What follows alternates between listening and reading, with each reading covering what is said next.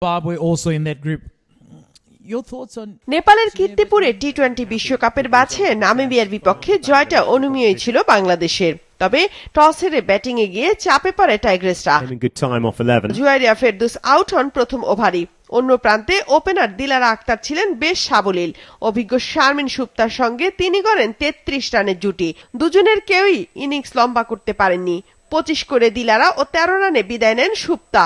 এরপরে নিগার সুলতানা জ্যোতি ও সোভানা মুশতারি দলের স্কোর সচল রাখেন। চতুর্থ উইকেটে দুজনের ব্যাটে দারুণ সংগ্রহের দিকে যায় বাংলাদেশ দল। জ্যোতি 21 ও সোভানার ব্যাট থেকে আসে 27 রান। শেষ দিকে স্বর্ণা আক্তার 28 বলে 23 ও রাবেয়া খান 5 বলে 11 রান করেন। এতে 20 ওভারে 5 উইকেটে 144 রান করে টাইগ্রেসরা। 145 রানের টার্গেটে বাংলাদেশি স্পিনারদের সামনে অসহায় ছিল নামিবিয়ার ব্যাটাররা।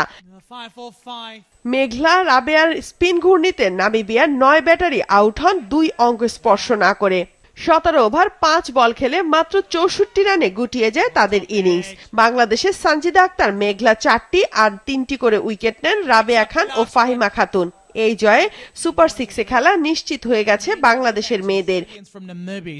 এ গ্রুপ থেকে বাংলাদেশ শেষ ম্যাচ খেলবে 24 জানুয়ারি আয়ারল্যান্ডের বিপক্ষে। সুপার 6-এর সেরা 4 দল খেলবে জুন জুলাইয়ে 12 দলের বিশ্বকাপের মূল পর্বে।